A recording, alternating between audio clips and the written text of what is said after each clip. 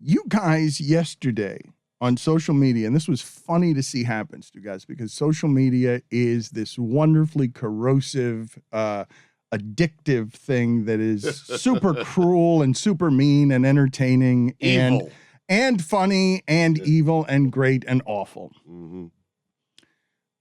And what you heard yesterday on our show was a rare, live, honest sports moment where I, public sports cynic, was genuinely stunned at the news that Aaron Rodgers, someone whose work I admire, during our show, my response to that was to be immediately disappointed, to not want to believe it, to think that someone, I'm 52, Stugotz. Right. Like, I'm not naive about, oh, my sports heroes, they're soaked in mythology, and I'm watching what's happening with Brett Favre. That's $5, Stugotz. It absolutely I is. turned the mic off. I know, but it was so loud. I heard it. I still heard in it. Dan's Well, mic. no. That's the fine. I played by the rules. It's $5. I turned the mic off. Stugotz, it's $5. I turned the mic off. Yeah, we but heard it. We all, I turned it off. The spirit of the rule is you can't interrupt the show with something Sorry. disgusting. It's All not right. just pressing the cough button. I was It's getting it out. it's- I mean,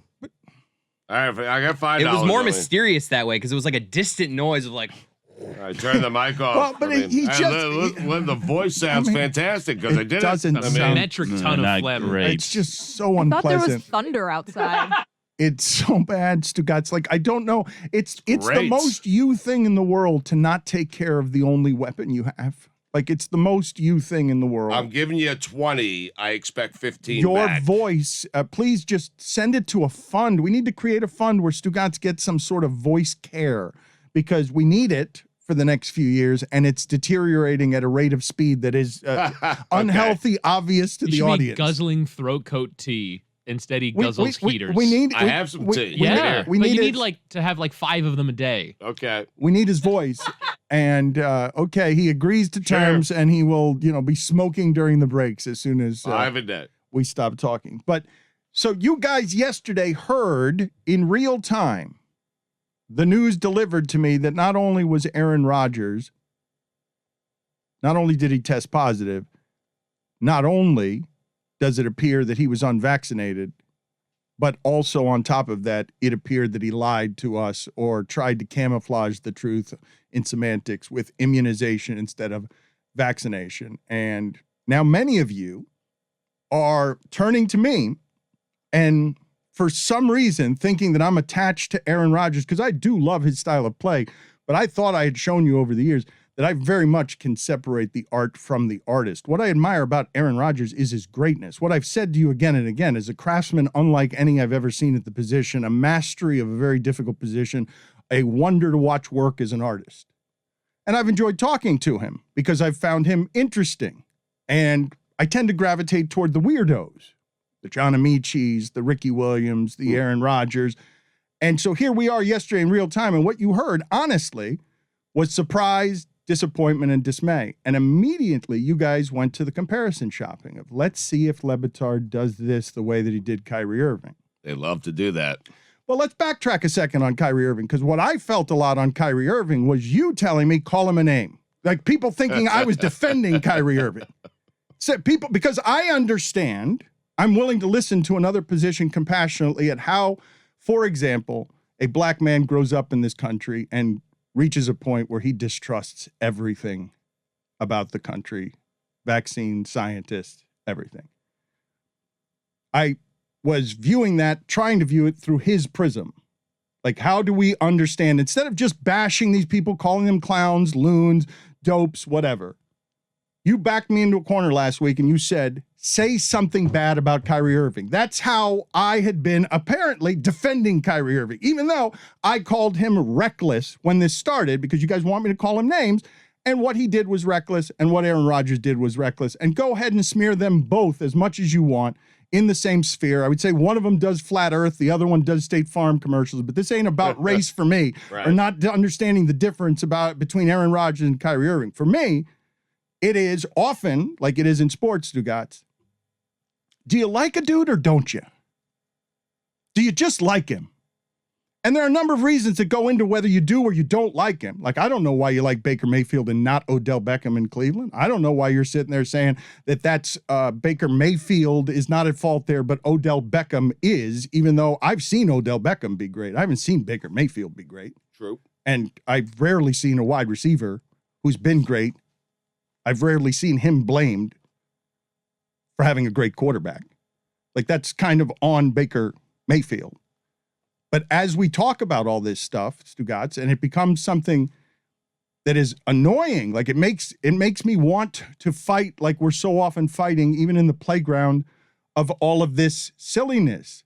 What happened yesterday was disappointing to me because Aaron Rodgers was selfish the same way that I think Kyrie Irving is selfish, and many of you hear judgment in selfish because you're freedom fighters or you think Kyrie Irving's a freedom fighter, and you look at me and you say, selfish, bleep off, bleep you. You don't respect me. Mm-hmm. And I get why the other side, Stugotz, is tired of people like me or Hollywood or whoever else telling them what they can do with their children, with their opinions, I get the other side. I'm sitting here, I've been politicized, personally politicized in this little stupid sports sphere, hijacked by Breitbart at every turn, because I espouse opinions over 20 years to you that have been what?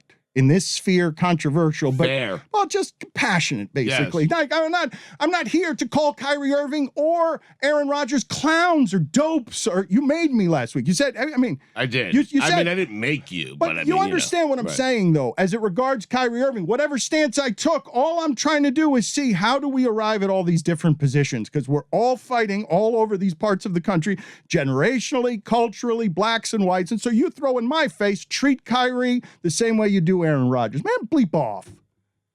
Like, honest to God, I'm looking at both of them and I'm like, come on, God damn it. Like just, yeah, I get it. You're free thinkers. You want to think independently. You don't trust government. You want to be contrarian. You want to be deep and introspective, and you don't want to just follow the mainstream masses. I totally get that.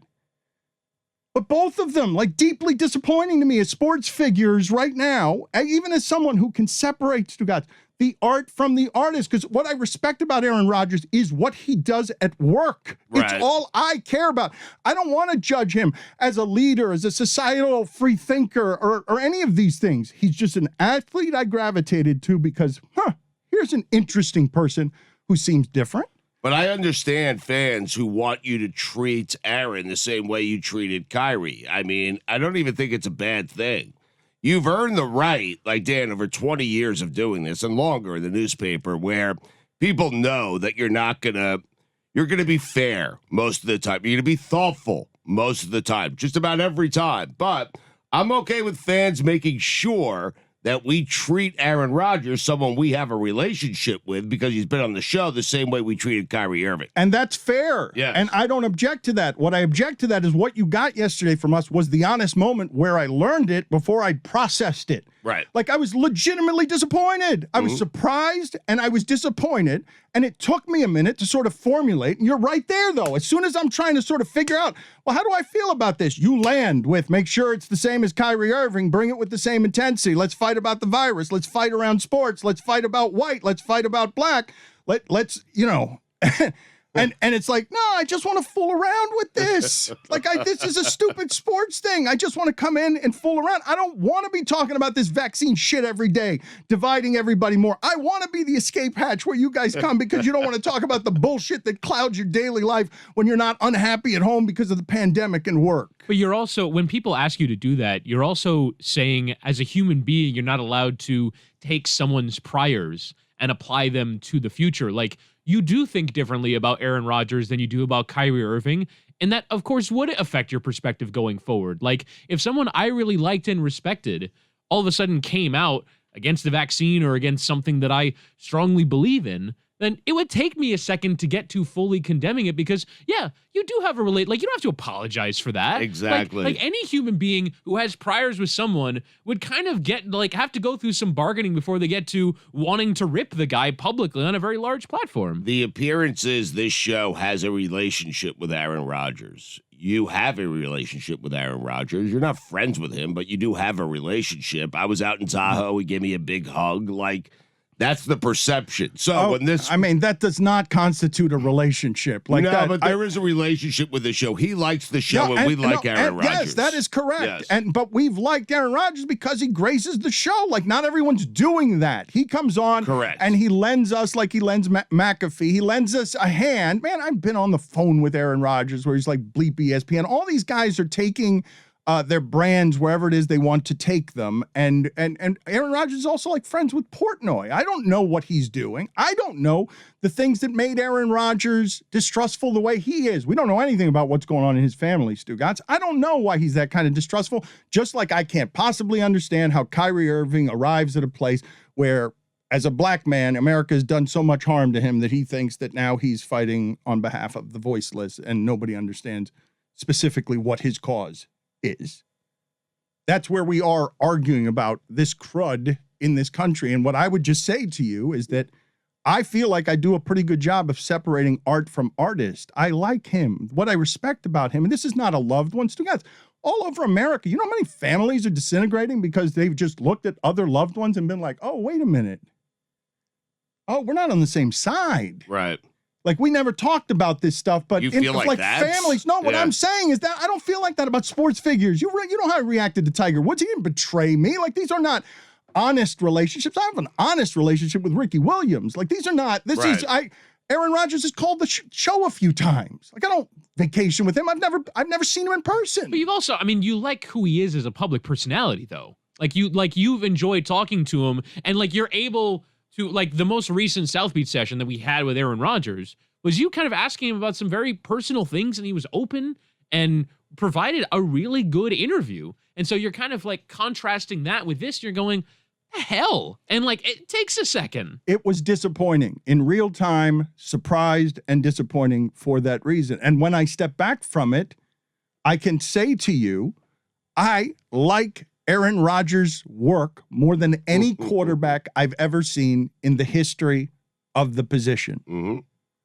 I have enjoyed his personality when he deigns to lend his presence to our show and be introspective and talk about vulnerable things like love and like going to an institute to do work on whatever his patterns and his family issues are because he felt like he needed therapy. And he tries to think counterculture from what I've seen in our interviews, 5 or 6 of them. This may sound to people like I'm stepping back from Aaron Rodgers. This was just disappointing. And I said it in real time as you delivered the news to me. Right. I was surprised and I was like, oh man. Like, because for me, we don't have that relationship with Kyrie Irving. And yet still I get viewed as defender and apologist for Kyrie Irving because I won't call him a dipshit for thinking the earth is flat.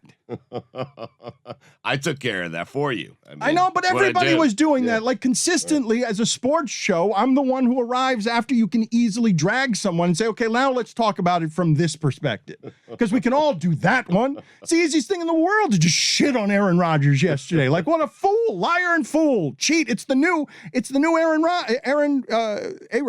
the new A-Rod. Will chase you in the modern day through the parking lot, yelling as the angry mob, and in 10 years, nobody will care. We'll make you a broadcaster on every network.